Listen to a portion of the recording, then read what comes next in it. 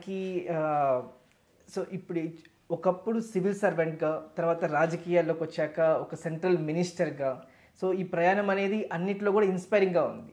So civil services నుంచి ఈ రాజకీయాల వైపు ఉండే జర్నీ అనేది ఎలాగా కొనసాగింది సార్, ఎలా వచ్చింది? సివిల్ సర్వీసెస్కి ఉన్న రాజకీయాలకు ఉన్న నాకు తేడా ఏం కనపడదు. ఎందుకంటే సివిల్ సర్వీస్లో ఉంటూ మెరుగైన సేవలు అందిద్దామని వచ్చాం తప్ప సివిల్ సర్వీస్లో లేనిది రాజకీయాల్లో ఉన్నది నాకేమీ కనిపించదు. సో సివిల్ సర్వీస్లో మొదటి నుండి సివిల్ సర్వీస్ రాకముందు నుండి కూడా కొంత సర్వీస్ అనేటువంటిది డ్రైవింగ్ ఫోర్స్. ఓకే. సో బాగా కష్టపడి చదువుకొని తప్పనిసరిగా చిన్నప్పుడే కలెక్టర్ అవ్వాలని ఒక మంచి సెల్ఫ్ మోటివేషన్తో తప్పనిసరిగా సాధించాలి అని ఒక ఉద్దేశంతో అయ్యాం. అయిన తర్వాత చాలా మంచి పనులు చేయడం జరిగింది. తర్వాత ఇంకా రాజకీయాల్లోకి వస్తే పాలసీ లెవెల్లో ఇదేమో ఇంప్లిమెంటేషన్. సివిల్ సర్వీస్లో ఏమవుతుందంటే అంటే ఈ పాలసీలను అమలు చేయటం, పాలసీలు అమలు చేయటం ఒకటి, పాలసీ ఏర్పాట్లు ప్రభావితం చేసేటువంటిది అనేటువంటిది రాజకీయాలకు వీలవుతుంది. అదే సివిల్ సర్వీస్లో వీలవుతుంది. అది ఇంప్లిమెంటేషన్ మాత్రం చేయగలం. ఇంప్లిమెంటేషన్లో కూడా చాలా గుణాత్మకమైన రీతిలో చేయొచ్చు. ఓకే, అవసరమైన వాళ్ళకి సహాయం, అన్ని వర్గాల వాళ్ళకి వాళ్ళ అవసరాలను బట్టి మనం రూల్స్ని బ్రేక్ చేయకూడదు. నియమాలు ఉంటాయి, సర్వీస్ రూల్స్, వాటిని బెండ్ చేయొచ్చు. అప్పుడప్పుడు బ్రేక్ చేయడం తప్పు, కానీ బెండ్ చేసి సహాయం చేయడం కొరకు బెండ్ చేయొచ్చు. ఇవన్నీ మొదటి నుంచి ఉన్నటువంటి ఏదో ఒకటి చేసి కాస్త హెల్ప్ చేయండి అనేటువంటిది పద్ధతి. సో అది పరిపాలనా దృష్టితో సివిల్ సర్వీసెస్లో ఐఏఎస్లో ఉన్నాము.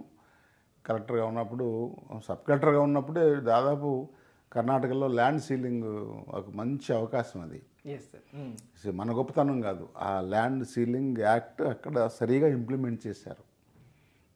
ఆంధ్ర అంటే వాట్ ఈస్ కాల్డ్ యునైటెడ్ ఆంధ్రాలో, ఉమ్మడి ఆంధ్రప్రదేశ్లో అంత సరిగా చేయలే. అప్పుడు దాదాపు 70,000 ఎకరాలు పేదలకు పంచడం జరిగింది ఈ చేతుల మీద.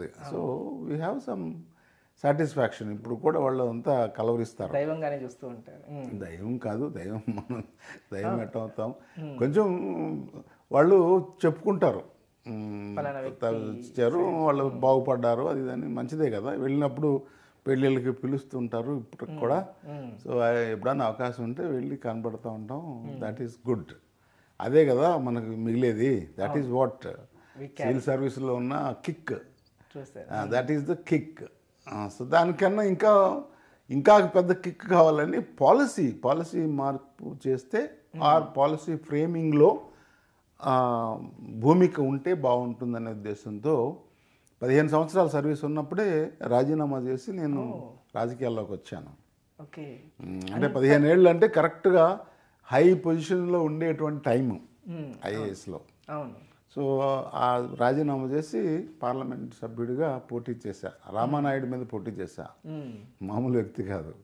సో అయినా కొద్ది తేడాతో ఓడిపోయాము, అది వేరే విషయం. బట్ ఐ కంటిన్యూడ్ రాజకీయాల్లో అనేక దశల్లో పాలసీ ఫ్రేమింగ్లో నేను కీలకమైన పాత్రలు పోషించగలిగా. ఇంకా ఉన్నాయి చాలా చేయాల్సినవి, but so far so good. So పెద్ద తేడా ఏం లేదు సివిల్ సర్వీస్ నుండి రాజకీయాలకు. It's not a different world. So common object is public service. Your a public servant. Either civil సర్వీస్లో ఉన్నా సరే, నువ్వు పబ్లిక్ సర్వీస్లో ఎంపీ గాను, ఎమ్మెల్యే గాను, ఎమ్మెల్సీ గాను ఉన్నా పబ్లిక్ సర్వెంటే. So it's a public service is a common thread. కాబట్టి it doesn't make any vast difference, but it will only qualitatively better అని చేయడం జరిగింది. నాకు I have done my opportunity వచ్చినప్పుడల్లా, నేను అవకాశం వచ్చినప్పుడల్లా దాన్ని సద్వినియోగం చేసుకున్నాను, కానీ దుర్వినియోగం మాత్రం చేసుకోలేదు. ఆఫీసర్గా కావచ్చు, కేంద్ర మంత్రిగా ఆ వేరియస్ స్టేజెస్లో ఉన్నప్పుడు కూడా దుర్వినియోగం అయితే చేసుకోవడం ఇష్టం లేదు నాకు. That's a different thing.